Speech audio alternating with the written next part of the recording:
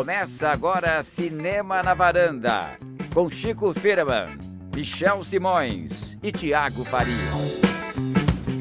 Varandeiras e varandeiros, mais um Cinema na Varanda, sou Michel Simões, episódio 203, Os Hospedeiros de Bong Joon-ho, Chico Firman. Pois é, gostamos ou não gostamos desse jovem? Será que ele passa na varanda? Será que ele fica ou será que ele cai? Acho que a gente já falou 2 episódios sobre ele e as pessoas já têm uma pequena ideia, mas a gente vai reconfirmar se Bong Joon-ho é um diretor respeitado na varanda ou nem tanto. Vamos falar então sobre Parasita, filme vencedor da Palma de Ouro em Cannes e um dos destaques da Mostra de São Paulo, que ainda tá rolando. Exatamente, o filme vai estrear 7 de novembro no Brasil, mas nós já estamos nos antecipando, já que está passando na mostra, bastante gente já viu, então já está na boca do povo. Nada melhor do que nós já trazemos essa discussão. Melhor estar para na boca varanda do povo do que na boca do sapo, né? Exato, já passou na tela quente, né, Michel? Ainda não. Na tela quente não. da cinefilia brasileira. Isso, boa. Lembrando que o filme que a gente falou sobre o Bong Joon-ho no começo do ano, na época de Cannes, a gente fez um episódio especial com a Paula Ferraz, né, nossa correspondente em Cannes esse ano, e a gente falou sobre O Hospedeiro, que é talvez o filme mais popular do Bong Joon-ho, que está na Netflix. Então vale a pena também olhar esse Vamos destacar então, no episódio episódio número aí. 81, nós fizemos o Melhores do Semestre daquele ano e falamos sobre a carreira do diretor Bong. e do filme que eu nunca sei falar o nome dele O corretamente. Okja. Muito bem, Okja. E no episódio 181, 100 depois, foi chamado como K-Pop em Cannes, onde falamos sobre O Hospedeiro e quando a Paula esteve aqui contando as novidades sobre Cannes, que agora nós já estamos descobrindo com os filmes nos festivais ou então lançados, certo, E o Thiago? mais legal é que a gente pode ver, quem não viu ainda pode ver os dois que estão na Netflix. O Okja e o Hospedeiro estão na Netflix. Exatamente. Então vamos preparar para falar de Parasita, mas vamos ter também um pouquinho de geral da mostra de cinema, mais alguns filmes que a gente assistiu. Mas antes temos agora um momento que o Chico traz acontecimentos da corrida do Oscar, certo? Acontecimentos, né? Pois O que é. tá rolando? O que está rolando? Esta semana teve a primeira sessão de Adoráveis Mulheres, da Greta Gerwig, que era um filme que todo mundo estava esperando, que não achava que tinha chance em várias categorias. E ele foi muito bem recebido, mas as categorias em que ele está mais cotado, que as pessoas acham que são as categorias que ele vai bagunçar, né, porque já estavam meio que organizadas, são atriz e atriz coadjuvante. A atriz coadjuvante é a Florence Pugh, que fez o Midsommar esse ano e que fez o Lady Macbeth tempos atrás. Elogiaram muito a personagem dela, a interpretação dela, na verdade. Então ela chegou forte aí, a tempo de bagunçar a corrida, né? E quem também tá super cotada é a Saoirse Ronan, que é uma favorita do Oscar, já foi indicada acho que 3 vezes. Uma menina que tem 26 anos, né? Talvez vá para a 4ª indicação agora. Brooklyn, Lady Bird. Brooklyn, Lady Bird e Desejo de Reparação, quando ela tinha mais ou menos 2 ou 3 anos. E aí ela chega num papel que é muito clássico, né? A Winona Ryder já foi indicada por esse papel. Todas as versões do Adoráveis Mulheres tiveram alguma atenção do Oscar. Não necessariamente nas categorias mais importantes, mas todas tiveram. Tem filme dos anos 30, dos anos 40, com Katharine Hepburn e tal. E esse com a Greta Gerwig estava muito esperado, porque a Greta Gerwig vem do Lady Bird, então vem numa pegada de muita atenção para os filmes dela, para os trabalhos dela. Não tá tão cotado assim para melhor filme, para direção, mas vamos ver como se comportam as coisas. Pode ser que mude alguma coisa aí e ele termine entrando. E a Meryl Streep, que faz um papel no filme, não tá nem citada. Então eu acho que Meryl Streep esse ano não tem. Que fase pra Meryl Streep, né, Chico? Você falou que o Adoráveis Mulheres, então, não tá assim tão cotado pra melhor filme. Eu queria saber, só pra você resumir pro nosso ouvinte também, que talvez esteja ainda um pouco perdido nessa corrida do Oscar, quais são, no momento, os top 5 pra melhor filme? Olha, top 5 eu acho que são o filme do Martin Scorsese, né, o The Irishman, o irlandês, que vai ter sessão, eu acho que são 2 semanas, viu, de ele em cartaz no Brasil, a partir de 14 de novembro. É o mais cotado hoje em dia, junto com o filme do Tarantino ainda, o Era Uma Vez em Hollywood. Um outro que está aparecendo em todas as listas, inclusive de direção também, o que dá um reforço, é o Parasita. Opa, vamos falar sobre ele que a gente daqui a vai falar sobre ele. Eu não sei como é que isso vai ser, na verdade, porque assim, um filme coreano nunca foi indicado para filme estrangeiro, por exemplo. Mas, Nenhum Chico, filme coreano. a gente tá aqui pra quebrar paradigma. Eu acho que vai. Pra mim já foi, já ganhou. No meu Oscar do coração ele já foi. E um outro filme que tá cotadíssimo é o História de um Casamento, que ganhou sessões na Mostra de Cinema de São Paulo. Quando esse episódio for ao ar, eu e o Michel, a gente já vai ter visto o filme. Nós e a Cris. E a Cris também. Só que Nós estamos gravando antes. A gente tá gravando antes, gente. É um fake que a gente tá fazendo aqui, então depois a gente fala pra vocês o que é que aconteceu. Mas esses são os principais. E tem um que tá também cotado, meio que correndo por fora, mas bem cotado porque ganhou Toronto, é o Jojo Rabbit. Então, Chico, se o Oscar ocorresse naquele modelo tradicional que a gente conhece da nossa adolescência, com 5 indicados a melhor filme, hoje a gente teria Era Uma Vez em Hollywood, O Irlandês, Parasita, Jojo Rabbit e História de Casamento. Pra mim, tá bom. Olha, seria mais ou menos possível. isso aí, mas vamos ver. Talvez entrasse um menor, um mais discreto, vamos dizer assim, na corrida. Deixa eu ver se tem mais algum que... tem também... esses são os 5 principais, eu acho. Os irmãos Safdie, né? Mas esse pra melhor filme, eu acho que não eu entra, não. acho um pouquinho difícil. É. Não, mas se a gente pensar nessa lista de 9 filmes, aí tem espaço pra surpresas. Não, tem. O Dois Papas tá sendo cotado. O Ford vs Ferrari tá sendo cotado. O Bombshell, né, que a gente falou aqui semana passada, tá sendo cotado. Você falou aqui que ele tem chance, não que não falamos do filme, né? O A Beautiful Day in the Neighborhood também tem alguma chance de entrar. E tem 2 filmes que não foram vistos ainda que têm chances. Um é o 1917, do Sam Mendes, filme de guerra. O Oscar gosta, então. E o Richard Jewell, que é o filme do Clint Eastwood, que agora tá com essa mania de surpresinha do fim de ano. Por que o Clint Eastwood só tá lançando esses filmes de surpresa no Natal, Ano Novo? Ele que encontrou não é um ele, filão. né? Acho que é a distribuidora que fala, tem chance do Oscar, antecipa, não tem, passa pra janeiro.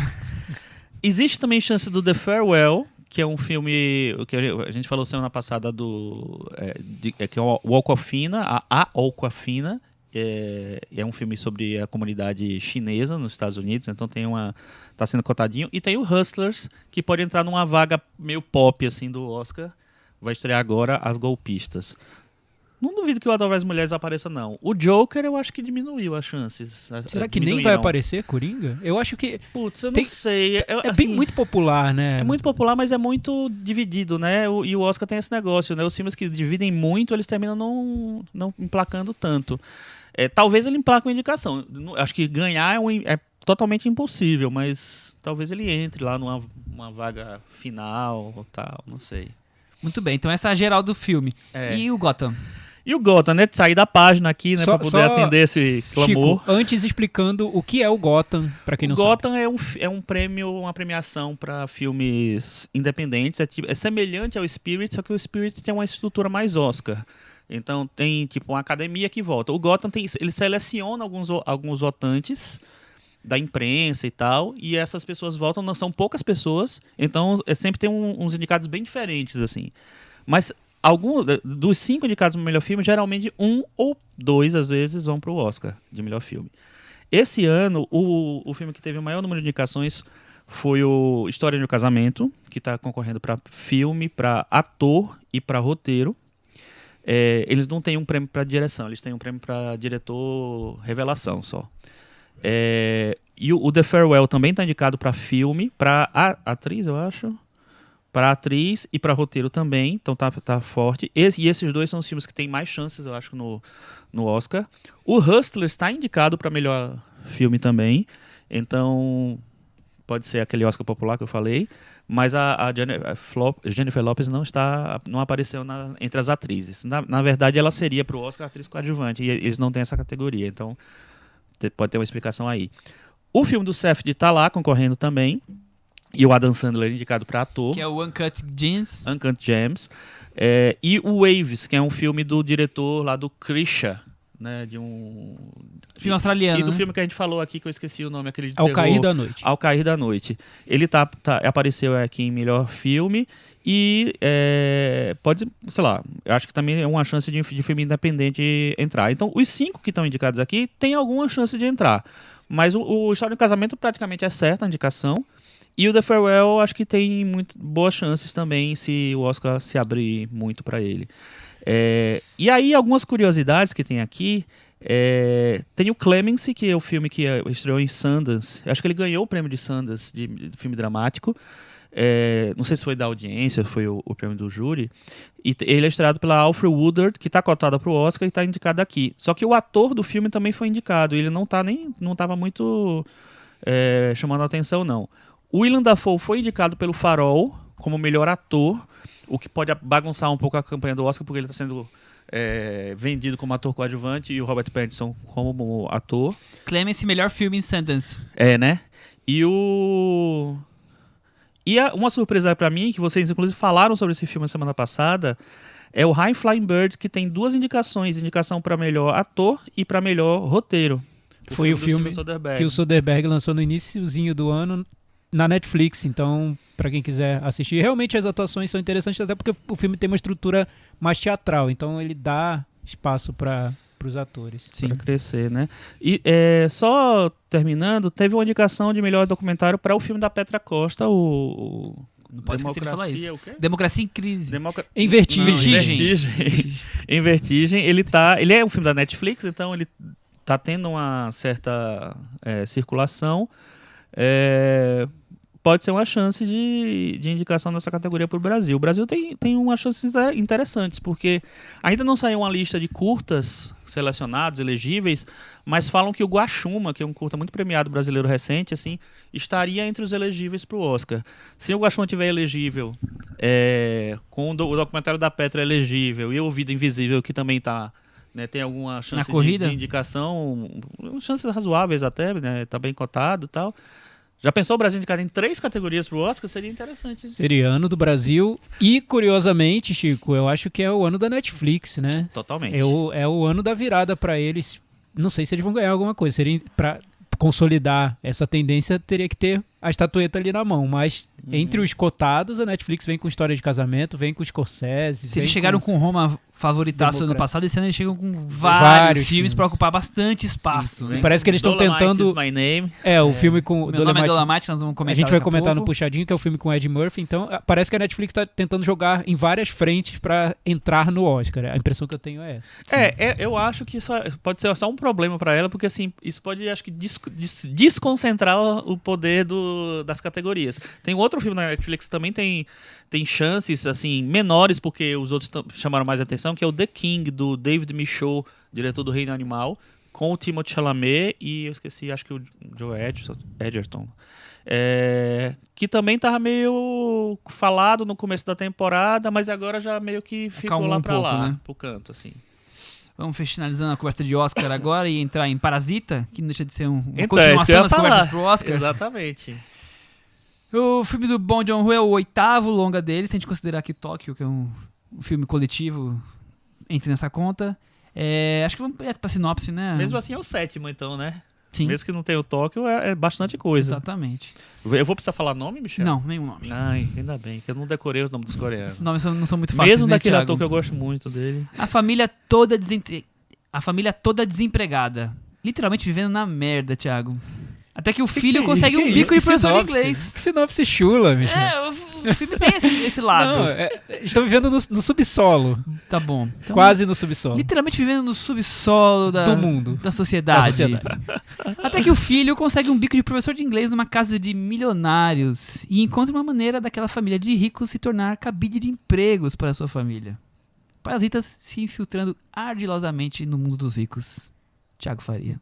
Interessante a sinopse. É uma sinopse editorializada, eu acho. Você colocou a sua opinião nela. Você acha? Achei. Eu acho. Você já colocou um tracinho michelino. Um julgamento de valor. Muito bem.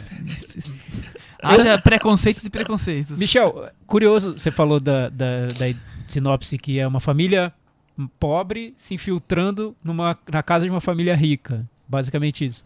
Eu li que o Bong Joon-ho teve uma experiência dessas na adolescência e essa foi uma das inspirações para o filme. Ele disse que foi tutor de uma família rica, acho que ele deu aulas de inglês, e aí ele se sentiu num outro mundo. Ele não deu aula de inglês, não. Não, aula de, eu não sei, de matemática. De inglês não foi de inglês, porque ele não sabe muito inglês. Mas ele acabou se infiltrando nessa família, e aí ele percebeu que era um mundo tão diferente, e o que poderia acontecer se ele levasse um a um os amigos dele para também entrar nessa família, e daí veio a sementezinha do que seria a ideia do filme Parasita. Eu vi uma entrevista com ele falando que desde que acabou o Snowpiercer, ele tá com essa ideia na cabeça fixa que até conseguir desenvolver um roteiro e um filme, né? E lembrando que Snowpiercer, que é o filme que O aqui Expresso do Amanhã. ganhou o nome de Expresso do Amanhã, é um filme que toca muito forte nessa questão da divisão de classes. É um trem em que os vagões são determinados pela classe social dos passageiros. Então o vagão lá do fundo é dos mais pobres e o vagão lá da frente é dos chefões, dos milionários e tudo mais. Então ele disse que já estava com essa ideia de falar sobre choque de classes naquele filme, mas ele decidiu levar para um outro contexto. Patamar esse aí. mesmo tema. Ô, Chico, Bacurau, Nós, Coringa, Parasita são alguns dos principais filmes destacados do ano. Goste mais ou menos. Todos eles têm muita violência, muita crítica social. É o cinema representando uma insatisfação global, porque nós estamos falando de Estados Unidos, Gotham, Brasil, Coreia, quer dizer, tá em todos os lados, né? Eu acho que o cinema do momento atual está refletindo muito o mundo de agora, né? Então, eles, de alguma maneira, os diretores, os roteiristas estão tentando falar sobre o mundo de agora. E cada um fala do seu jeito, né? Tem uns que falam de uma maneira um pouco mais exacerbada, gigantesca e grandiosa, e outros de uma coisa mais sutil, mais de detalhes e tal.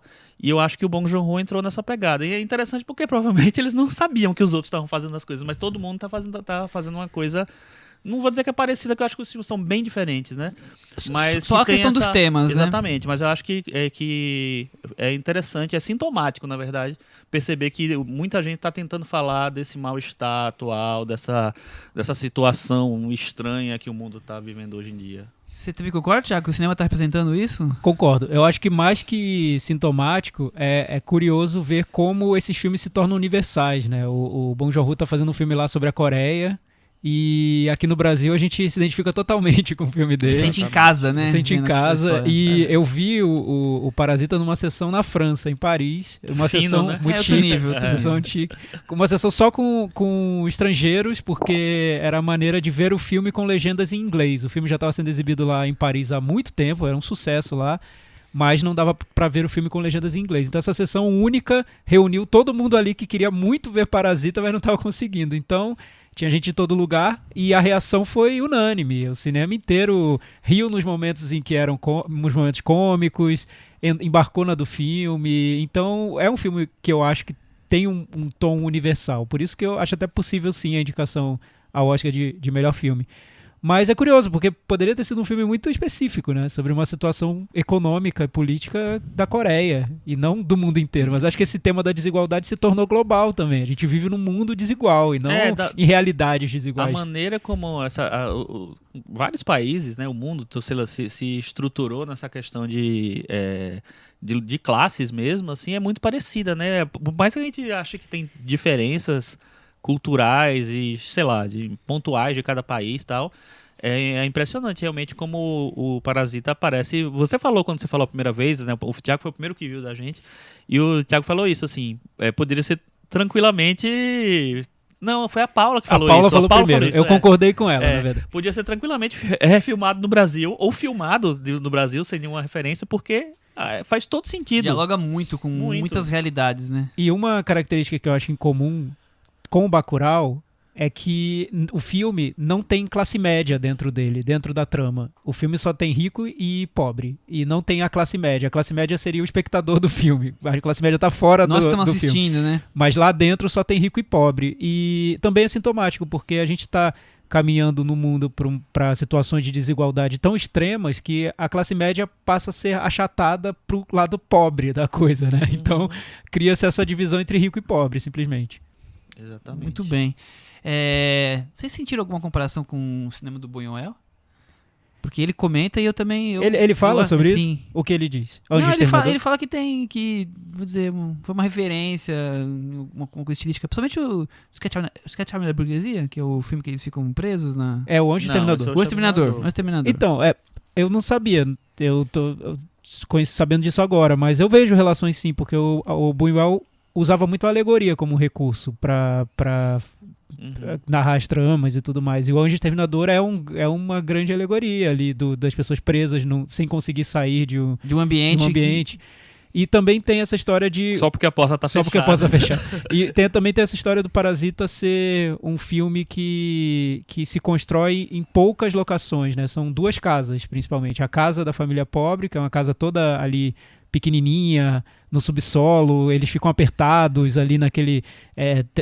tem que fazer malabarismo para viver dentro daquele ambiente tão limitado. E a outra uma casa enorme, quase uma mansão da família rica. E o filme se estrutura nesses 2 lugares. O Anjo Exterminador tem isso também. Ele é bem econômico na maneira como encena a trama, mas na alegoria ele é muito rico. Talvez seja essa a comparação. Não sei. Eu acho que é por aí. Não, eu acho que essa coisa de ter poucos cenários fortalece fortalece os 2 filmes, na verdade, né?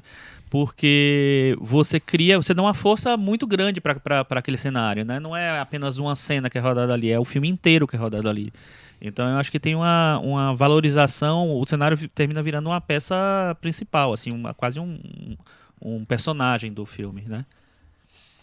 Então, mas e aí, o que achamos de Parasita? Podemos começar, já que falamos Ah, do macro, vamos pro micro agora. Então, minha opinião não é segredo, eu já falei várias vezes que eu adoro o filme, eu acho que é o meu filme favorito do ano até agora, claro, pode mudar, tem outros filmes aí que eu não vi, importantes. Vai ver sinônimos hoje. Vamos vai ver ver ainda. Sinônimos hoje. Sinônimos pelo que eu vi nas reações do Chico e do Michel, tá cotado aí pro Varanda Awards já, né? Então tá vamos cotado. falar sobre Vai ele estrear. mais adiante. Vai estrear esse ano ainda? Em novembro. Diz que vai. Então temos também outros filmes que estão na fila. O próprio Bacurau eu gosto muito, Nós e tudo mais. O que me impressionou muito quando eu vi o Parasita é que eu já gostava dos filmes do Bong Joon-ho, eu já via nele um grande diretor, dos diretores mais interessantes que estão filmando hoje, e esse filme traz aquela sensação boa de ver um diretor que você já gosta muito indo para um outro patamar, chegando num ponto em que você nem imaginava que ele chegaria, ele te surpreende nisso, ele me surpreendeu nisso. Você acha que é o melhor filme da carreira dele? Eu acho que é o melhor. Eu gosto muito dos outros, o Hospedeiro eu adoro, a gente fez um episódio sobre ele, mas o Parasita eu acho que é um filme em que ele consegue trabalhar com vários gêneros cinematográficos, que é algo que ele já fez nos filmes anteriores, trabalha com humor, com relações familiares, com crítica social, mas tudo isso de uma maneira que está muito exata ali, muito precisa no jeito como ele arranja a narrativa. Eu acho que é o grande filme dele. É isso, Chico, o grande filme dele? Eu concordo com o Thiago, assim, eu gosto muito dos outros filmes dele, principalmente do Hospedeiro, mas eu gosto muito do Mother também. Não sou tão fã do Expresso da Manhã, mas enfim, tudo bem. O Memórias de um Assassino eu gosto também, acho que menos do que algumas pessoas, tem muita gente que ama esse filme, né? Foi o filme que lançou ele internacionalmente. O que eu acho é o seguinte, assim, no Parasita, o que ele faz, eu acho... Em relação ao roteiro, eu acho um negócio impressionante, porque assim, é um filme que tem tantas camadas. E eu não falo só camada, tipo assim, a discussão principal aqui e uma camada por baixo. Tem camadas de tudo, assim. É um filme que tem metáforas, que tem jogo de interpretação, que fala de classes sociais, mas também fala de família, mas também fala de violência, fala do estado no mundo atual. Eu acho que ele consegue ele fazer uma colcha que junta tanta coisa assim, e tudo eu acho muito bem feito e muito bem amarrado, muito bem costurado ali. Então eu acho que em relação a roteiro, eu acho um primor de verdade, um negócio impressionante, assim, muito diferente do nível de vários filmes bons que a gente vê hoje. Tá muito acima, eu acho. É curioso que acho que foi o Chico que comentou agora há pouco, como os filmes foram feitos sem um saber que o outro está sendo feito. Eu traço um paralelo com Nós aqui, porque se você analisar bem, é um filme sobre 2 famílias que são duplo uma da outra, né? São dois casais que têm 2 filhos, um homem e uma mulher, e as personalidades são completamente opostas entre o homem de um e o homem do outro, a filha e a filha. E como é curioso que tem a família rica, a família pobre, e o quanto uma encontra a maneira de se tornar um parasita predatório na outra e absorver aquilo, se aproveitar daquilo, ao mesmo tempo que você vê de maneira tão instintiva. Teve julgamento de valor de novo. Agora eu estou fazendo julgamentos de valor. Fala. De maneira tão instintiva o oposto, né? Então, se um lado está querendo ser tão predatório, o outro lado tão como não vou dizer, mais do que usando, né, explorando, tornando aquelas pessoas praticamente servos, máquinas, a bel prazer, quer dizer, o quanto as relações humanas ali estão muito bem delimitadas dentro das suas classes sociais, né, e como o Bong Joon-ho consegue transitar por tantos gêneros dentro desse filme. O Thiago destacou isso. Ele vai do cômico à tragédia várias vezes, né? Quase num zigue-zague, num bumerangue aqui de emoções. E como ele costura isso tudo, né? E ele faz isso... eu até esqueci de falar isso. E ele faz isso sem a necessidade da estrutura de gênero. Apesar de ter essas brincadeiras de gênero, você pega o Hospedeiro, é um filme de ficção científica, de terror, sei lá, vamos dizer assim. Então, é mais fácil você inserir certos elementos ali. Porque apesar de ser um filme que tem uma profundidade, uma temática séria por trás ali, tem um filme de brincadeira, vamos dizer, ali também. Tem um filme de diversão ali também. Então é mais fácil inserir humor ali, você inserir aventura, não sei. No Parasita, não. É um drama, uma comédia dramática, sei lá. Enfim, é um filme mais normal, assim, menos gênero. E, ao mesmo tempo, ele consegue fazer essa costura do humor e da tragédia de uma maneira tão sutil e tão... sutil talvez não seja a palavra, porque... Sutil ele não tem nada. Né? Não, eu acho que não é sutil pra gente. Eu acho que pra o espectador oriental, eu acho que as coisas são mais tranquilas, esse trânsito entre drama e comédia. Eu acho que pro ocidental, eu acho que é sempre muito marcado o que é comédia, o que é drama. E esse filme, ele tem uma costura que é tão sensacional, porque ele vai e ele não... No momento de comédia, ele não tá tirando o peso, sabe, do drama, ele não tá diminuindo o filme, deixando o filme mais leve para você, só para você rir. Você tá rindo, mas a crítica social, o contexto tá todo ali, não sai em momento nenhum. E uma coisa que eu acho impressionante nessa semelhança que você falou entre os filmes, é que em todos os filmes é sempre uma família ou um grupo de pessoas tentando existir ou resistir, né? No Nós é assim, a comunidade, a galera que tá lá embaixo que quer existir. No Bacurau é a pessoa que tá querendo resistir. E nesse filme eles estão querendo existir, porque eles estão lá no buraco e eles encontram uma maneira de surgir e sair dali. Eu concordo, perfeito. Pela sobrevivência, sutilezas e extravagâncias. Sim, e também o filme, eu acho que ele tá sempre brincando com a maneira como o espectador vê aquela situação, aqueles personagens, e sempre levando a reviravolta também pro ponto de vista do filme e da maneira como o espectador reage ao filme. Porque, num primeiro momento, a gente encara aquela família mais pobre como uma família de picaretas, simplesmente. É uma família de pessoas que querem se infiltrar numa casa de ricos para se aproveitar da situação e para... enfim, para pegar um pouco roubar esses privilégios que os ricos têm. É o malandro coreano. O malandro coreano. Mas o filme vai aos poucos, com as reviravoltas da trama, que seriam reviravoltas de gênero, porque aos poucos aquela casa dos ricos vai se transformando quase numa casa mágica, assim, uma casa mal assombrada, com entradas secretas, enfim, você vai descobrindo coisas que estavam escondidas no filme. Locações e personagens. Mas essas surpresas da narrativa, de reviravoltas, mudam também nosso ponto de vista em relação aos personagens. E eles deixam de parecer simplesmente bons e maus, picaretas, honestos, e ganham camadas de personalidade, de sentimentos que tornam tudo mais complexo. No fim das contas, eu não sei o que é o que é bom e o que é mal no filme. Eu acho que tá tudo cheio de camadas ali.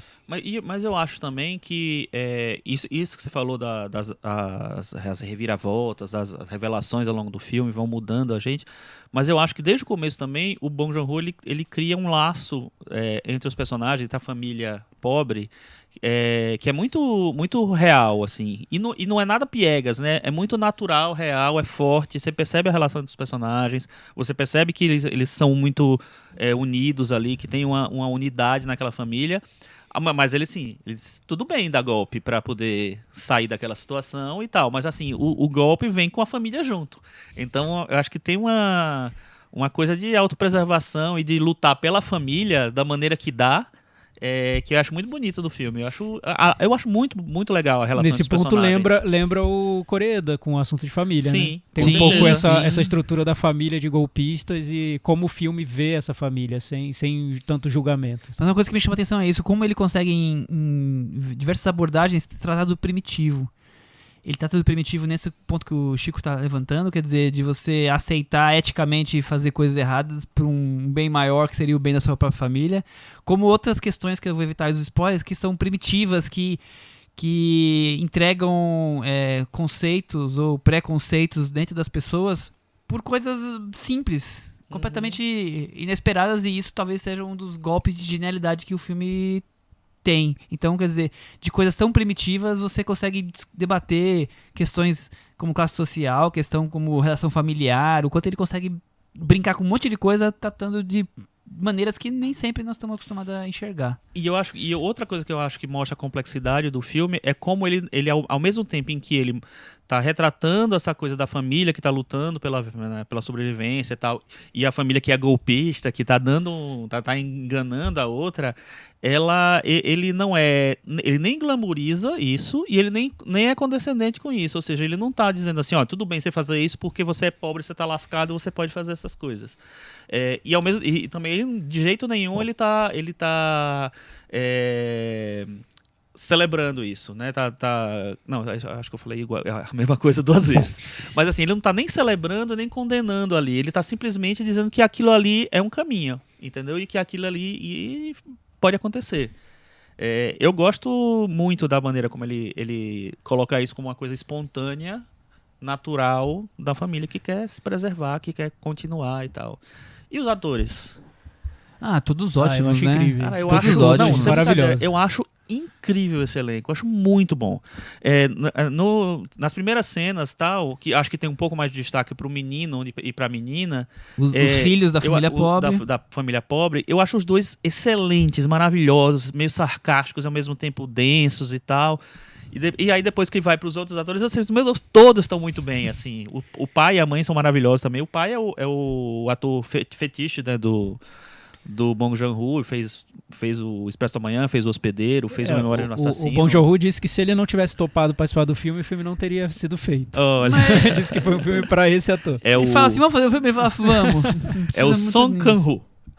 Song, né? Kang-ho. E aí eu acho ele ótimo, acho a mãe maravilhosa e também acho a mãe da família rica muito boa também. É a minha favorita da família rica, ela. Mas eu acho todos muito bem, porque a menina da família rica é toda melosa, romântica, ela te convence super bem. O garoto é um garoto estrambelhado, né? Ele nem tem tanto foco assim, porque ele é menorzinho, mas o pai que aparece pouco, a empregada, que O elenco é maravilhoso. O elenco é todo incrível. funciona muito bem. Mas falando, já que vocês puxaram essa questão do elenco e da família pobre, eu lembrei de um ponto que eu gosto muito do filme, que é como ele cria essa estrutura cômica num primeiro momento, porque a gente fica muito do lado da família pobre, né? Porque eles são apresentados primeiro pra gente.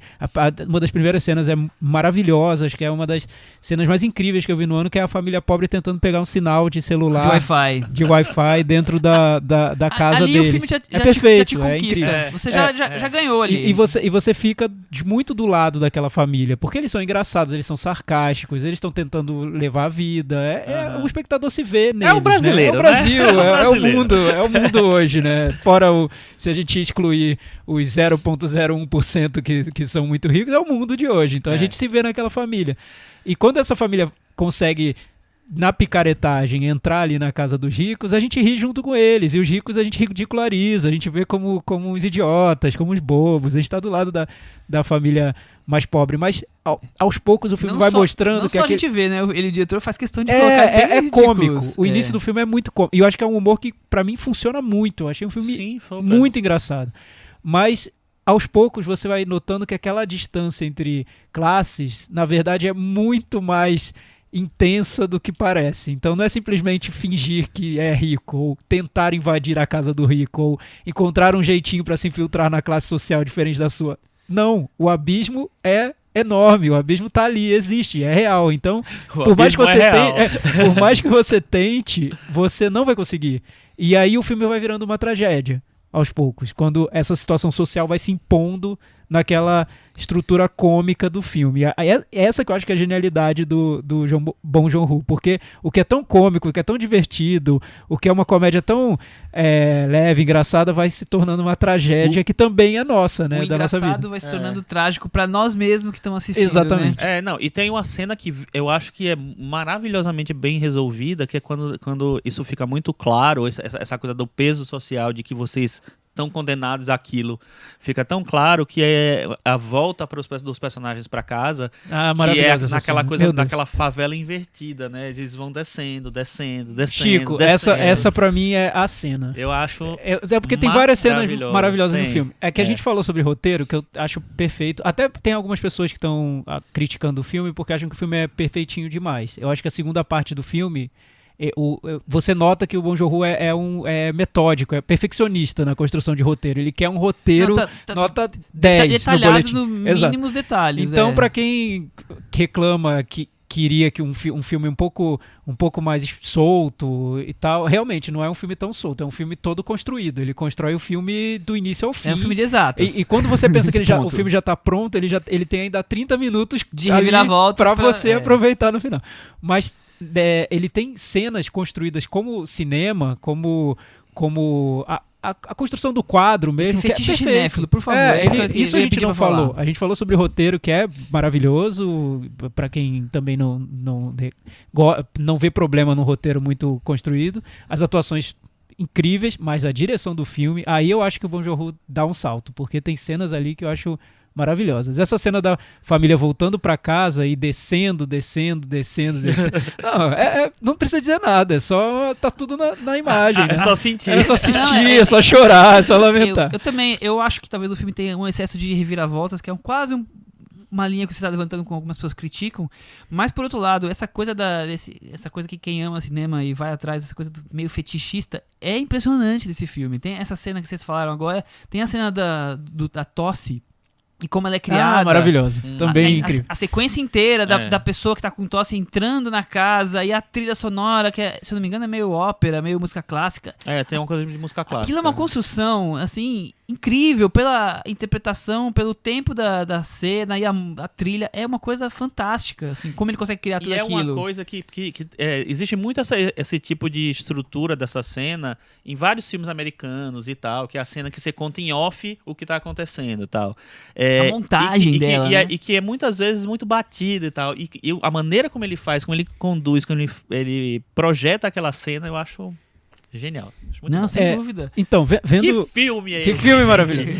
Vamos celebrar esse filme. Mas vendo entrevistas com o Bong Joon-ho, ele tem muita... Em inglês ou em coreano? Em coreano, em inglês, tentando inglês, mas quase sempre só em coreano. Ele tem muita influência do cinema americano. Muita influência. E da vida americana mesmo, né? Porque hoje em dia, no mundo, realmente não tem como não ter. Daqui a pouco a gente vai ter da vida chinesa, mas ainda não chegamos lá. Vai ser eu já tô vivendo Michel isso. já tem muito, mas por enquanto... Se fosse fazer um filme, seria um filme meio Zangmu? Não, acho que não. Acho que seria uma coisa mais Hong Kong. Aquele Xiao Xian. O Xiaoxian. Então, mas Slow movie. o Bong Joon-ho, ele fala que Psicose é o filme que ele mais viu na vida. E ele diz que é engraçado, que perguntaram pra ele, qual o filme que você mais viu? Ele disse, Psicose foi o que eu mais vi. Aí depois ele parou pra pensar um pouco, não, o que eu mais vi foi Totoro, porque meu filho vê esse filme 100 vezes todo dia. Então, eu acho, ele disse isso sem querer na entrevista, mas se você pegar Psicose e misturar com Totoro, você tem o cinema do Bong Joon-ho. Nossa, é verdade. Tem um lado sempre muito afetuoso no filme. Só tá repetindo o que ele mais viu na vida, é isso? Exato. Mas Psicose é o suprassumo do cinema muito preciso, construção exata, o roteiro sem aresta alguma. Lembra então, muito.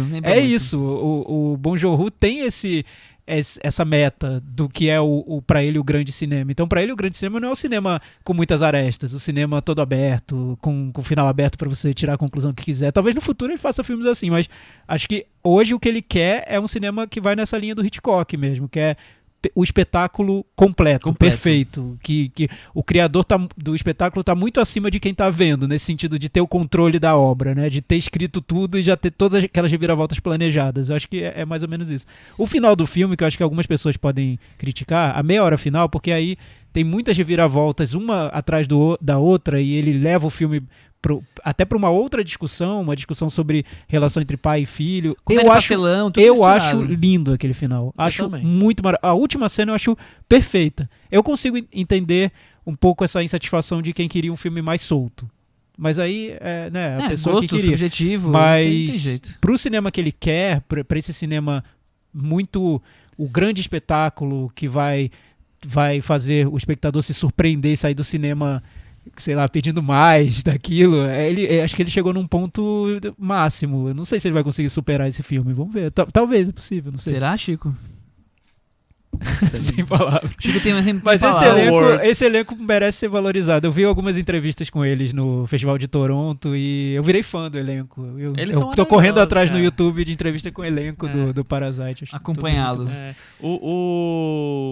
O elenco, assim, é porque assim, é difícil, né? Filme coreano emplacar indicação de elenco nos prêmios, no Oscar, tá? É muito difícil, mas eles aparecem ali sendo citados, principalmente o Kang Ho-song, porque é o ator mais conhecido também e tal.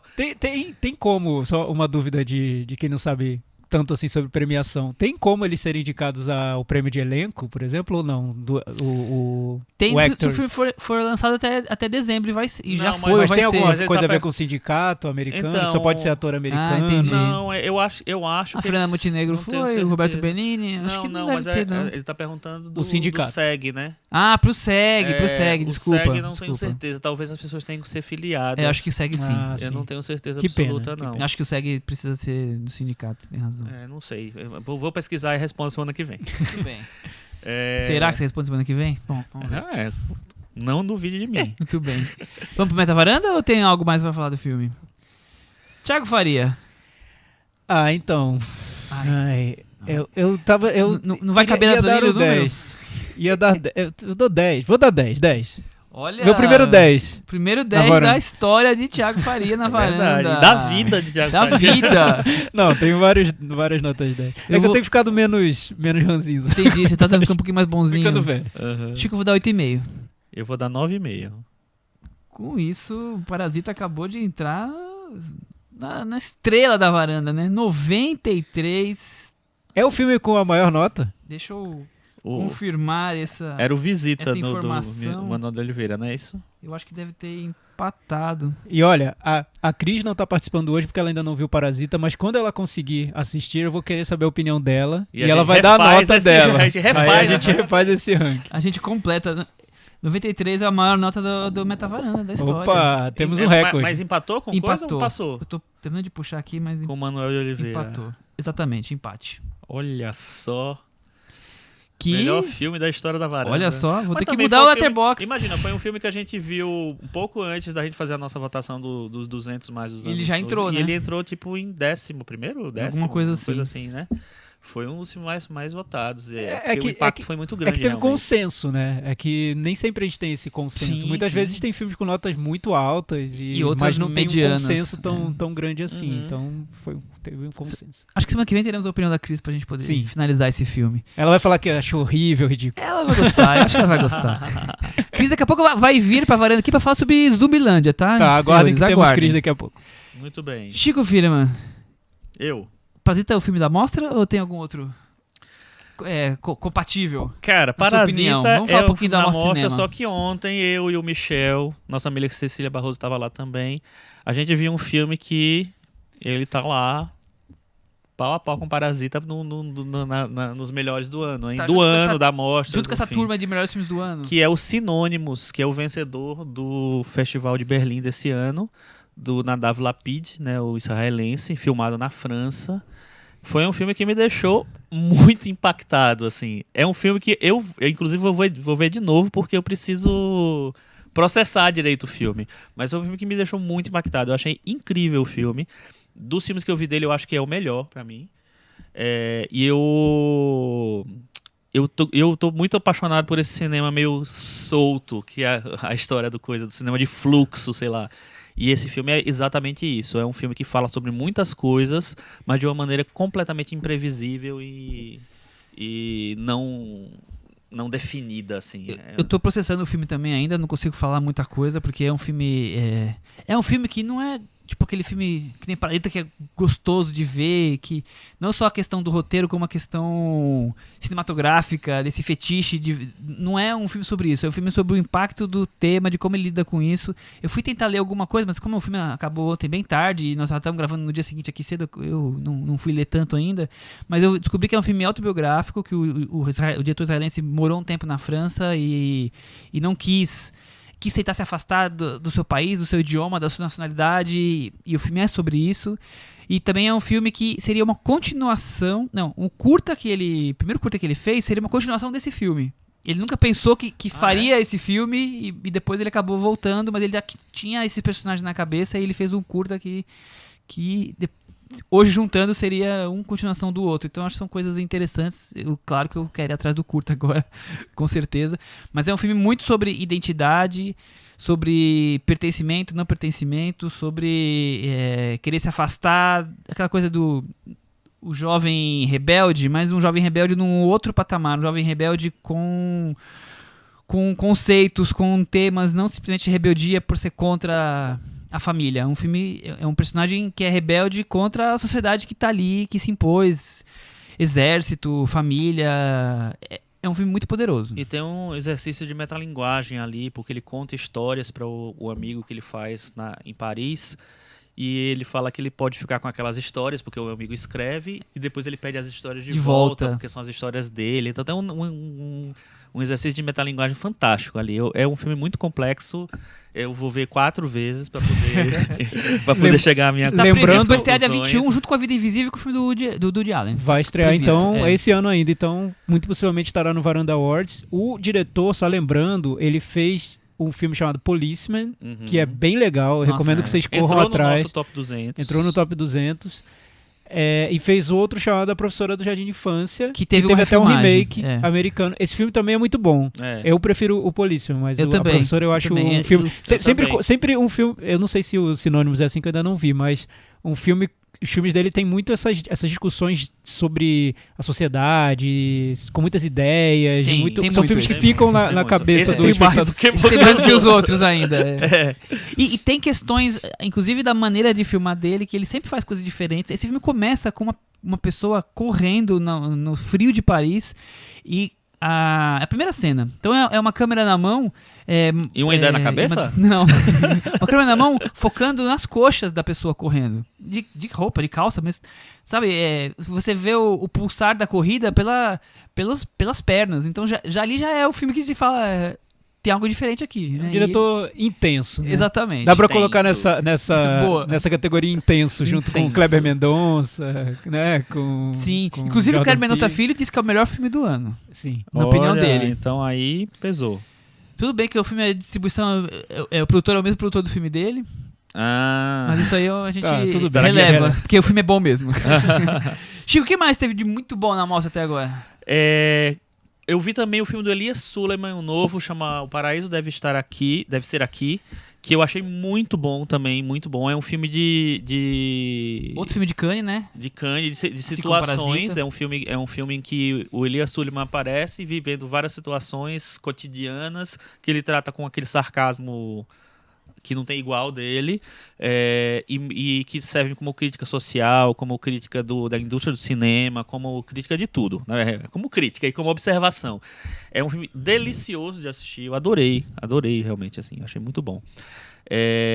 Eu vi pela primeira vez Thiago Faria, um filme que inclusive foi o Thiago que me inspirou a ver, porque ele botou numa lista, naquela lista que ele apaga, ele faz, né, a cada 10 anos ele faz umas listas lá e apaga as listas, mas eu salvei ela. Tava guardadinha. Eu fui atrás desse filme, que era o Água Fria, do Olivier Assayas, que tá na mostra, tá na retrospectiva do Assayas, e que eu, por um motivo ou por outro, nunca consegui ver. Eu baixei o filme não tinha encanto nenhum pra ver, eu baixei o filme, demorei pra ver, perdi o HD...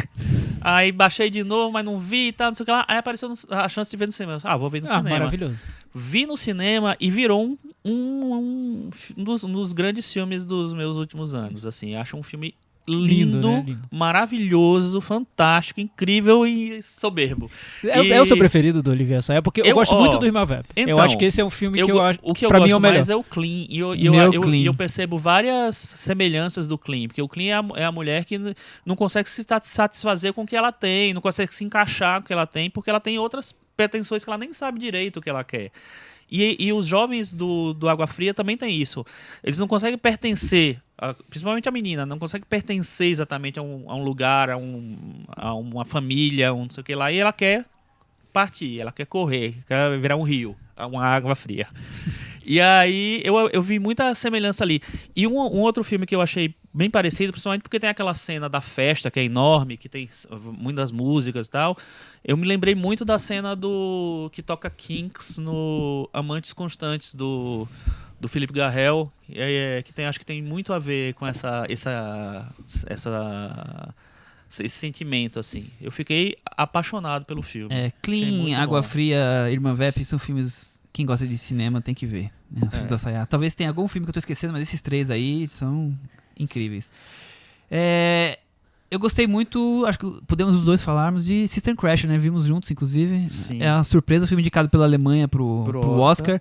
Não é um filme mais moderno, uma linguagem mais moderninha, sobre uma criança, uma menina de 9 anos, como é que eu vou dizer assim, incontrolável. É uma menina problema. Vai além do espoleta. Exatamente.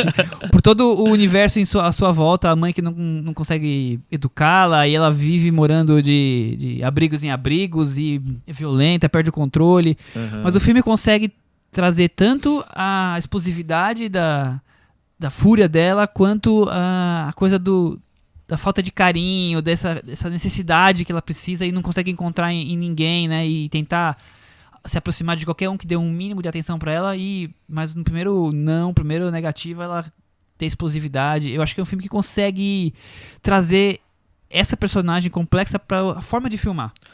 Isso me chama a atenção. É a primeira ficção da Nora Finchite. Ela tinha um documentário antes.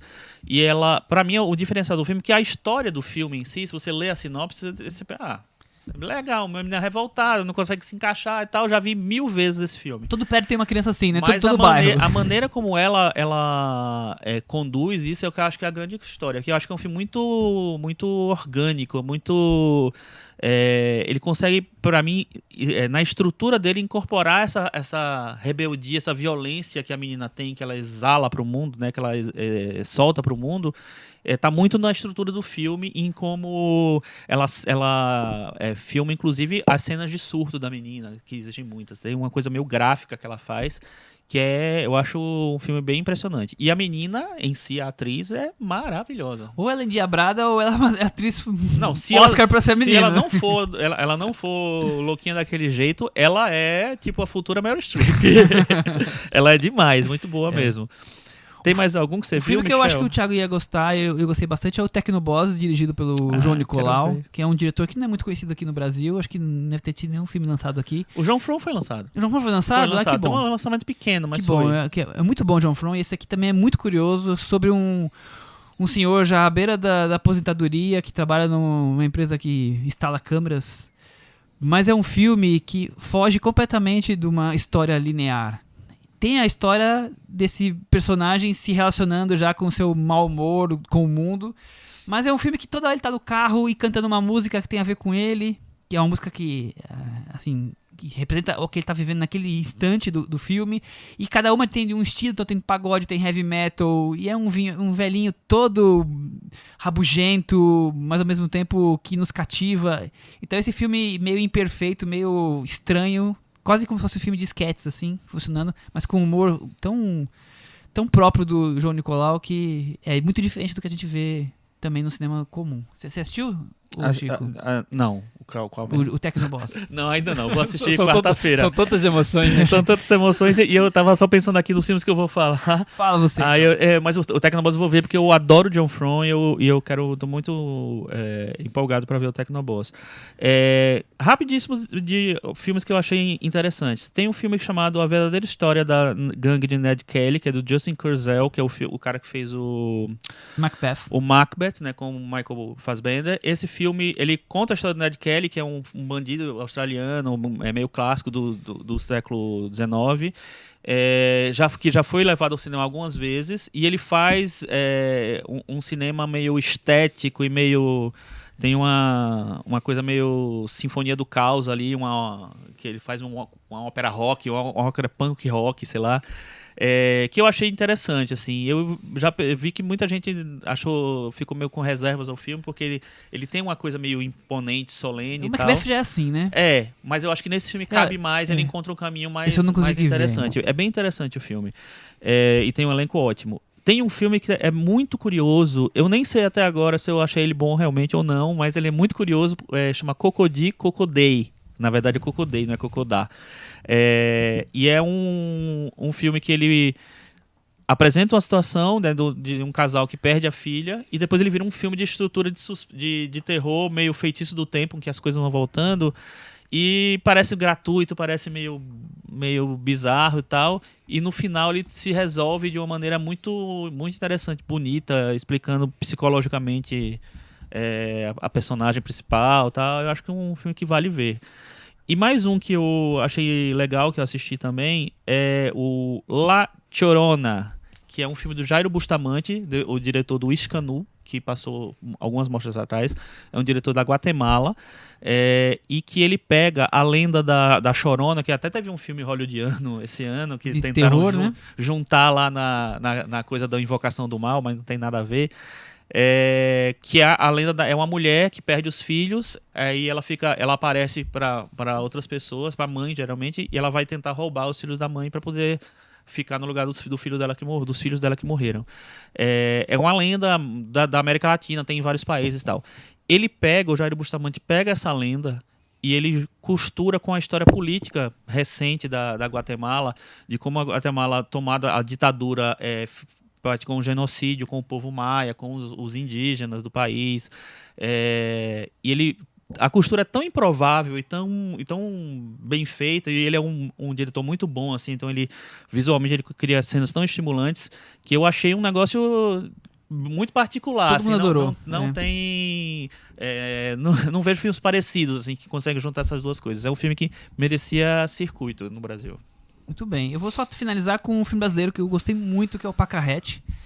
O filme ganhou 250 prêmios em Gramado, foi muito elogiado, e eu achei um filme delicioso. É interpretado pela Marcela Cartacho, que é a eterna Macabea. É um filme sobre uma personagem, segundo o diretor, meio inspirado numa uma pessoa real que morava na cidade onde ele nasceu, cresceu. Uma personagem que tenta viver o glamour de uma bailarina francesa, ela fala francês no meio do Nordeste, em uma palavrinha ou outra, quer viver do luxo ao mesmo tempo que tem uma cidade toda simplória, que é a cidade de Russas, né, no filme. E ela não consegue, é uma pessoa que é meio incontrolável, então ela vive entre a doçura e a agressividade, vivendo nesse mundo meio de sonho, mas ao mesmo tempo quase trágico. É um personagem muito rico, e a Marcela está impressionantemente cativante e poderosa, faz uma voz diferente, sotaque diferente, a conversa que ela tem com o João Miguel, que é um personagem que ela tenta flertar ali. É um filme bem curioso, muito melhor do que eu esperava. Foi uma das gratas surpresas da mostra. Coisa boa. Certo? Vamos então agora para fugir um pouco de mostra e falar um pouquinho de outros filmes do Puxadinho da Varanda. Tiago, você tem alguma coisa para trazer, né? Sim, o filme que é o destaque na Netflix essa semana é com o Ed Murphy. É a grande volta do Ed Murphy agora pro... Depois de Dreamgirls, ele volta de novo. Dreamgirls, eu nem sabia que era de tanto tempo atrás, é de 2006. Então há quanto tempo o Ed Murphy ficou já era uma limbo, volta. Né? Já era um retorno do Ed Murphy. Na época do Dreamgirls, ele fazia ainda comédias muito populares, como Norbit, por exemplo. Eu lembro que teve até uma polêmica durante a indicação, na época da indicação do Dreamgirls, porque ele tinha lançado o Norbit, e o Norbit tinha sido muito criticado. Então muita gente acredita que isso influenciou ali na corrida dele pro Oscar. Né, que ele Exato, que ele disputou. Agora ele volta... Indicado, né? Foi indicado. Agora ele volta com um filme da Netflix, chamado Meu Nome é Dolemite, sobre um ator, diretor stand-up cômico, né? Um homem cantor, fazer um showman. História verdadeira. Chamado Rudy Ray Moore, que fez muito sucesso nos anos 70 nos Estados Unidos, principalmente dentro do Blaxploitation, filmes baratos e sem pudores, que faziam muito sucesso, principalmente nas comunidades negras dos Estados Unidos. E ele era um dos grandes astros desse gênero. O filme é uma cinebiografia que eu acho que é convencional. Os roteiristas, que são o Scott Alexander e o Larry Karaszewski, eles fizeram Ed Wood, O Povo contra Larry Flint, O Mundo de Andy, séries como episódios daquela série do O.J. Simpson, American Crime Story. Então, são caras que têm total experiência com cinebiografias. Então, ele já tem um pouco ali a fórmula que usam pra esse tipo de filme. E lembra em alguns momentos Ed Wood, né? Lembra. Porque o que acontece? O filme dá pra sem a genialidade do filme. Dá pra dividir em duas partes. Na primeira, ele mostra como nasceu o personagem que o Rudy Ray Moore criou pra fazer sucesso no mundo da comédia stand-up. Que é o Dolemite. E na segunda parte, como o Rudy Ray Moore fez o filme Dolemite, um filme de 1975 que virou um grande sucesso. Então, a segunda parte do filme é os bastidores da criação de um filme. Aí parece um pouco Ed Wood, Sim. Porque é um filme muito caseiro, né? Feito nas coxas mesmo. E feito do jeito que dava pra fazer. Tem até um momento em que não tem eletricidade pra filmar uma cena, eles roubam a eletricidade do vizinho. Então, quem nunca, né? Quem nunca? É cinema, né? É o jeito que faz. Então era um cara que fazia tudo, um self-made man, né? Fazia tudo por conta própria, do jeito que dava, e a história teve um final feliz. Então, principalmente dentro dessa história da cultura negra, americana, de entretenimento voltado para pro público de comunidades negras, é um personagem muito importante que ainda não tinha ganho um filme com essa relevância. Então, acho que tem essa importância o projeto, para começar. E o Ed Murphy deita e rola no papel, né? Um papel que dá para ele a possibilidade de cantar, de fazer piada em palco, de encenar momentos absurdos ali dentro do filme Dolemite. Então é um parque de diversões para Ed Murphy que ele aproveita muito bem. Eu não me surpreenderia se ele fosse indicado por esse filme. Eu também não me surpreenderia nem um pouco se ele fosse indicado. Ele realmente tá cotado, bem cotado. Realmente um palco para ele, porque além de tudo ele faz uma voz diferente quando ele fala como Dolemite, né? Uma voz estridente, agressiva. Então só ali você já nota uma diferença de interpretação do mesmo personagem. Só quando ele tá sendo Sugar, né? Sim. Sugar ou Dolemite, quer dizer, só nisso, mas não é só isso, né? Eu gosto muito mais da primeira parte. A parte quando ele está ali, vendedor de discos, vendedor de uma loja de discos e querendo, de toda forma, conseguir o estrelato, e como ele consegue tudo nas coxas e chegar no sucesso. A segunda parte do filme, que é quando é a parte das filmagens, exatamente, é uma comédia bem tradicional dentro desse universo de fazer... retratar um filme quase Ed Wood na questão de feito nas coxas, né? Mas é gostoso de ver, é engraçado, você se diverte. Mas eu acho que essa primeira parte é mais interessante. Agora, o Ed Murphy dá um show, e o que mais me chama a atenção é a participação pequena, mas espetacular, do Wesley Snipes, fazendo um ator, diretor de cinema, todo estiloso, completamente fora daquele universo onde ele entra para trabalhar no filme do Dolemite e a turma dele, né? Ele é um bicho estranho ali, dentro Sim. daquele universo todo. Mas é muito curioso, é muito engraçado. Pra quem conhece Wesley Snipes, desde a gente, sei lá qual era o número, quando a gente era moleque, 86, 88, sei lá qual era. Você lembra do filme? Não lembro. Mas o Wesley Snipes fazia esse filme? Tem um filme dos anos 80 que ele ficou... que ele passou na tela quente, eu lembro de ver na tela quente, que ele ficou, pra mim, eu descobri ele ali e ver ele aquele personagem mais truculento de filme de ação, e agora ver ele nesse personagem totalmente inusitado me deu um choque ali interessante, achei muito legal. A E interpretação dele. o Ed Murphy, tá, como se diz, né, o termo que ficou muito comum, tá desconstruído no filme, né? Porque ele aparece nas primeiras cenas barrigudo, meio ranzinza, enfim, é bem diferente do Ed Murphy que a gente tá acostumado a ver, e o personagem passa por várias transformações na trama, e isso geralmente é valorizado em premiações. Eu achei bem curioso o personagem em si, porque o cômico, o Rudy Ray Moore, ele criou o Dolemite inspirado num morador de rua que contava piadas muito grosseiras e muito absurdas, e ninguém gostava desse cara. Ele entrava nas lojas, no comércio ali onde o Rudy Ray Moore trabalhava, e as pessoas queriam que ele saísse, que fosse embora, porque era um cara inconveniente. O comediante teve a sacada de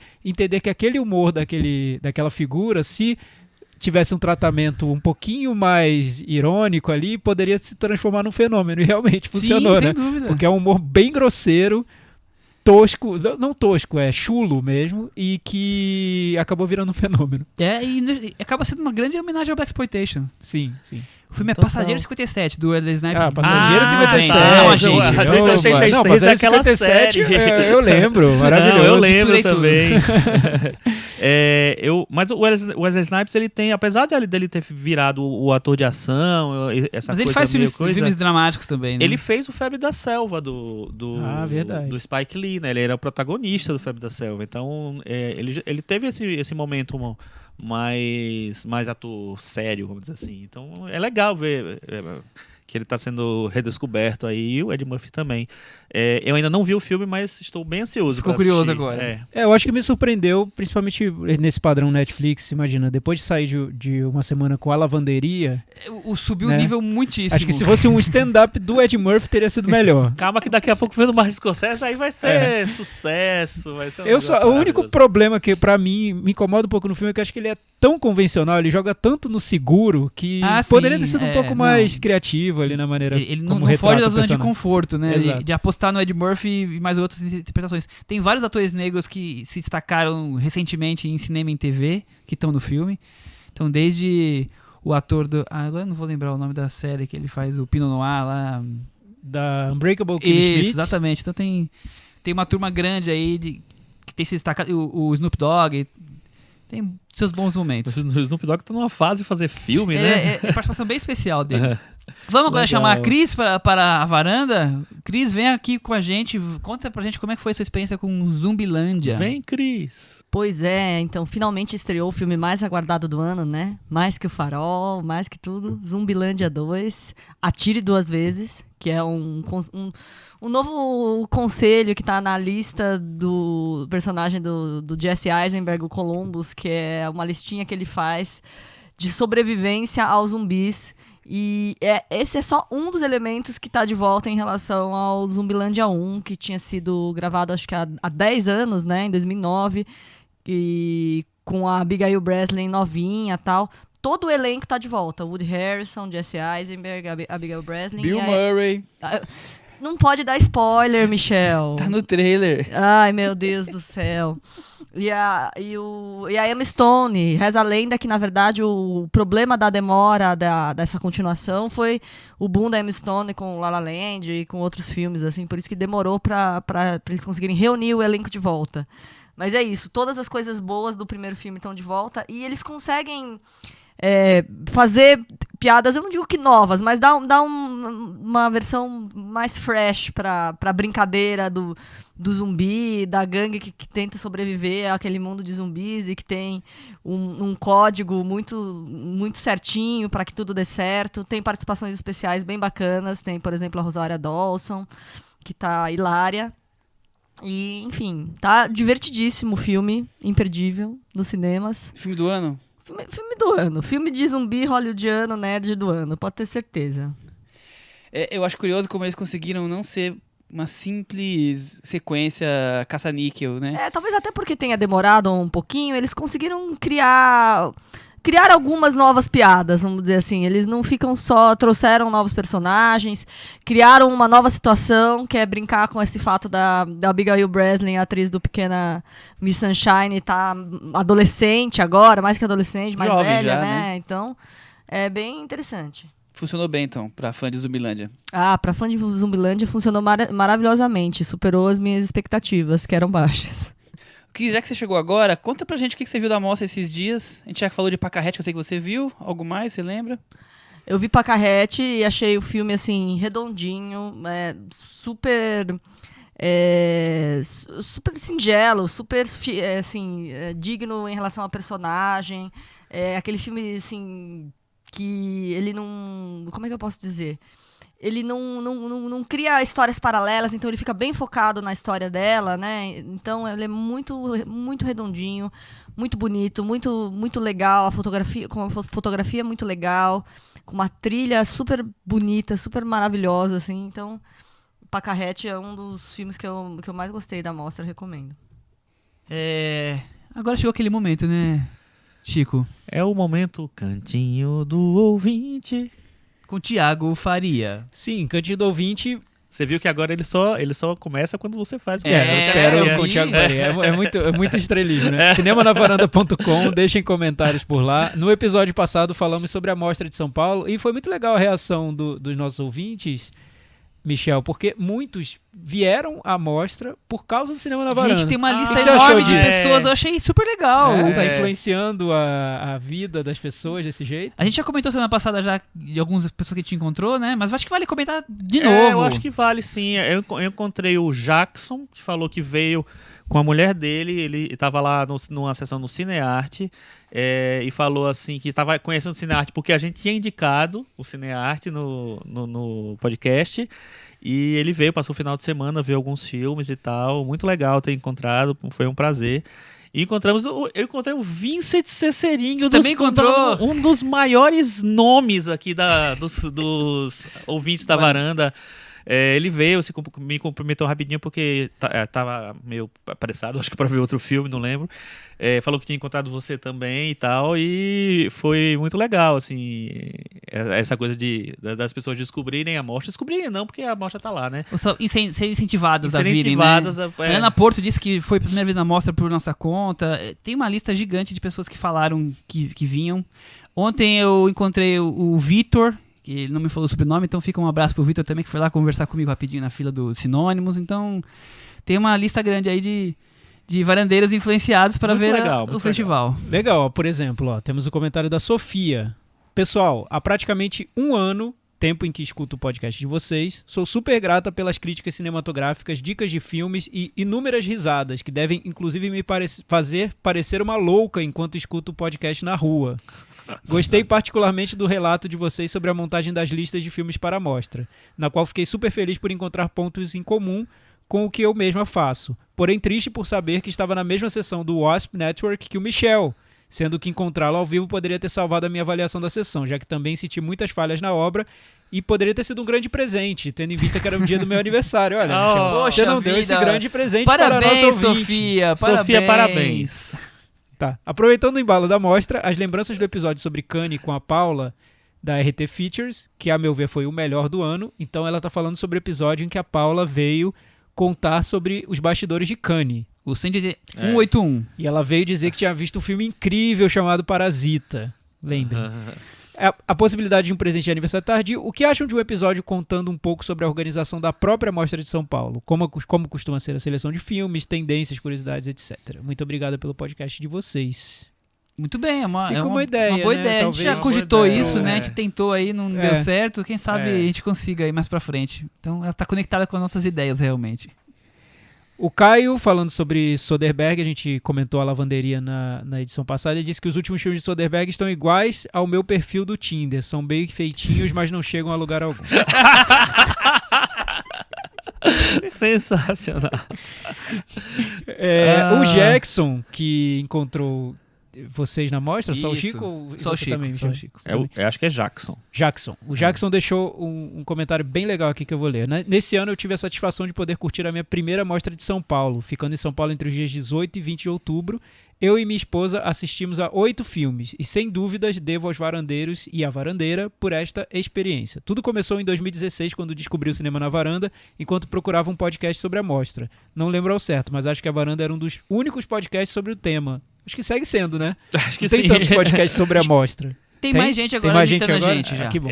Não imitando, seguindo o que a gente abriu. Michel, seguindo o nosso caminho, A digamos. gente abriu a porteira, é justíssimo. De lá Tem que pra ter mais cá. opiniões. De lá pra cá, o Cinema na Varanda é o podcast que eu escuto com mais cuidado e sempre fico apreensivo nas segundas-feiras esperando aparecer a notificação no meu Cashbox. Apreensivo é bom.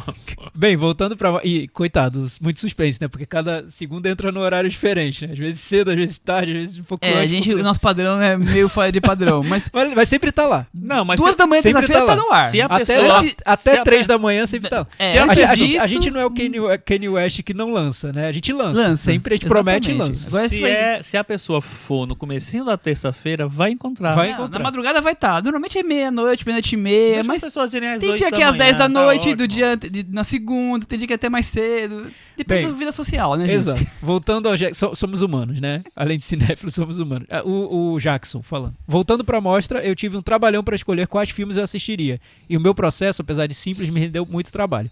Primeiro tive que localizar as salas de cinema, mapeei aquelas que ficam perto do hotel da Paulista, onde ele estava, incluí na lista o Instituto Moreira Salles, Cinearte, Itaú Augusta e Belas Artes. Depois, e como tinha poucos dias, eu vi a programação diária e li as sinopses dos filmes, escolhendo os que mais me interessavam. Por fim, ainda checando a duração de cada sessão, fui montando a programação. Aí ele fez uma lista, tem aqui que vocês podem conferir lá no nosso blog, cinemanavaranda.com, dos filmes que ele viu na mostra do melhor pro pior. O melhor, na opinião dele, com 5 estrelas, foi o filme chamado O Pássaro Pintado. Não gostei. Foi o que o Chico abandonou a sessão. Ah, foi o que eu encontrei ele, ou provavelmente. Ah, tá. Então, onde você encontrou o Chico? E o que teve a menor nota, 1,5, foi um filme chamado Erika 38, É um do chinês. Japão. É um japonês. Japonês. Então, olha, ele conseguiu fazer o ranking deles.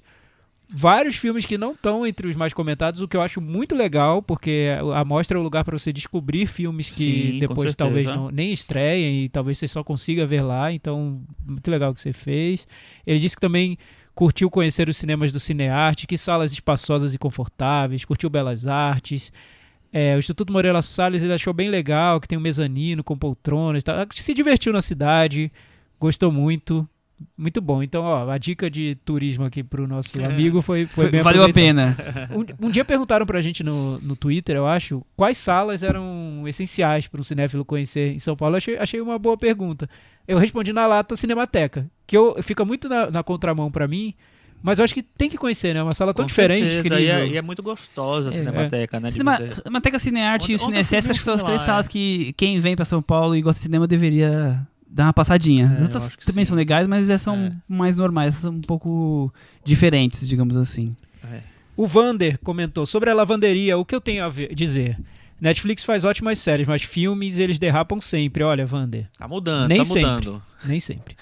Até filme com a Meryl Streep eles conseguiram deixar ruim. É que esse não foi nem derrapada, né? Na lavanderia foi pé na jaca. É, né? uma lavada, né? Uma coisa horrível. Sobre a mostra, ano passado vi uns 3 filmes, mas depois que comecei a acompanhar o podcast de vocês, esse ano comprei a credencial para ter a experiência completa e tá sendo sensacional. Meus destaques: Devorar, System Crasher, A Garota com a Pulseira, Honeyland. Parasita é realmente muito bom e por isso a sensação da mostra, mas depois de Filhos da Dinamarca, estou atordoado até agora. A sala toda saiu assim, o melhor filme até o momento. Filhos da Dinamarca, que Eu não filme é consegui esse? programar. Eu assisti. Eu queria ver, Você não viu? consegui E aí, programar. Chico? É interessante, ele passa na Dinamarca num futuro próximo, assim, daqui a 5 anos, quando os neonazistas, nacionalistas e tal, estão chegando perto de... É como no Brasil, né? Estão chegando perto do poder. Chico, os filmes são todos sobre o mesmo lugar. Sobre o Brasil. que é o Brasil. Sobre o Brasil. E aí, essa situação dos árabes que vivem na Dinamarca e tal, como é que eles lidam com isso, como é que eles se organizam para reagir a isso, e aí tem os exageros das duas partes, os excessos das duas partes. É um filme interessante. Eu acho ele bom, assim, mas não é... Tá longe do ser o meu melhor. Mas eu acho isso... Mas isso eu entendo o que ele falou, porque é um filme bem impactante, assim. dá um impacto. É um Black Mirror. Não, que Black Esquece Mirror. Black Deixa Mirror. eu falar, Mirror. Gente, Vamos- alguma... Mas, enfim, vamos esquece pagar Black uma Mirror. lobotomia no Já acabou. Thiago pra tirar o Black Mirror da cabeça do Não tem mais Thiago. Black Mirror. Acabou Black Mirror. Ninguém mais fala no Black Mirror. Black O último eu Mirror. consegui não ver até agora, felizmente. A Cris esqueceu. Eu não esqueci, eu não... Deus me... Mas isso é legal na mostra também, né? As pessoas assistem a muitos filmes e elegem os favoritos e às vezes tem Foge nada a dos ver com os padrões, filmes que é. estão mais elogiados ou que ganharam mais prêmios e tudo mais. Seu favorito até agora qual que é, Michel? Parasita. E o seu, Chico? O meu é Água Fria. Água Fria? É. Poxa, não vale pegar um filme Água antigo. Fria é antigo. E o dos filmes quem que recentes? determinou isso? E se você falar em filmes recentes?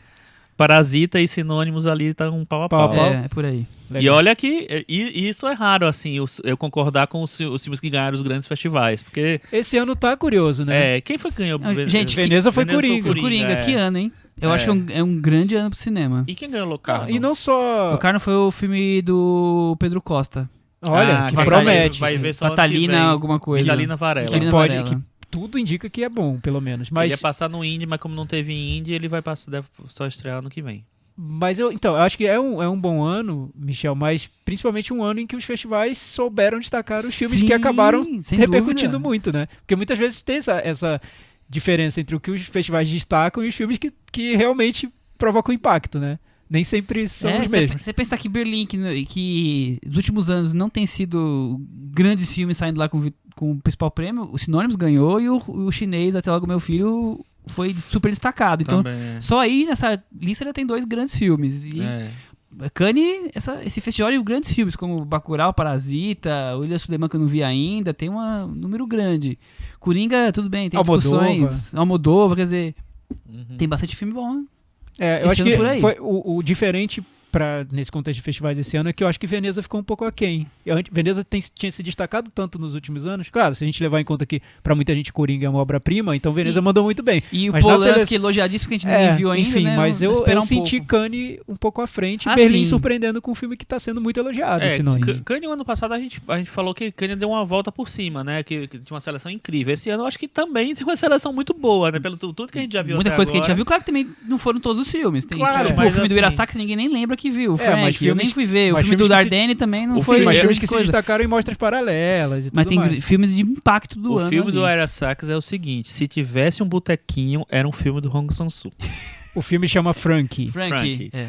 Basicamente Isabelle é a Huppert. Isabelle Huppert e a família dela andando pelas montanhas de Sintra, em Portugal, e conversando. Eu tenho que ver. Tem que ver, tem que ver. Basicamente Fica é isso. tranquilo que vai estar no top 10 da Caiado Cinema esse ano. Pode ter certeza. Eu tenho que ver esse filme então. Eu não vi, mas já sei que vai estar Não lá. sei se vai. Michel já Eu, soltando quem, a vai acidez. quem vai estar é o Bruno Dumont. Também vai estar lá, com certeza. E o Bruno Dumont, Michel? Eu Fala um não tweet. gostei muito, não. Eu achei interessante. Eu achei a segunda parte mais interessante. Porque é mais tem uma coisa mais... Paga mais o Mais ingresso Sim. de quem vai ver Joana Dark, né? Acho Joana Dark... Quem vai, ver É. quem vai ver o Bruno Dumont fica mais satisfeito com a Com a primeira parte. Quem vai ver Joana Dark fica mais As- satisfeito Dois em com um. a segunda. 2 em 1 e todo mundo sai As feliz. cenas da igreja são lindas Eu esteticamente não sei se todo mundo falando. sai feliz, Não. não. Mas Não, muita pelo gente saiu da contrário. sala, inclusive. Sai gente- da sala feliz. É. né? Muita gente saiu da sala durante Sai o filme. feliz da sala. Sai da sala porque, ó, sai feliz porque vai comer, vai feliz namorar, porque o vai restaurante ver tá aberto uma coisa ainda. lá, sei lá. Vai fazer xixi. Fazer xixi deixa muito, muito feliz a gente. Até semana que vem. Tchau. Tchau. Tchau.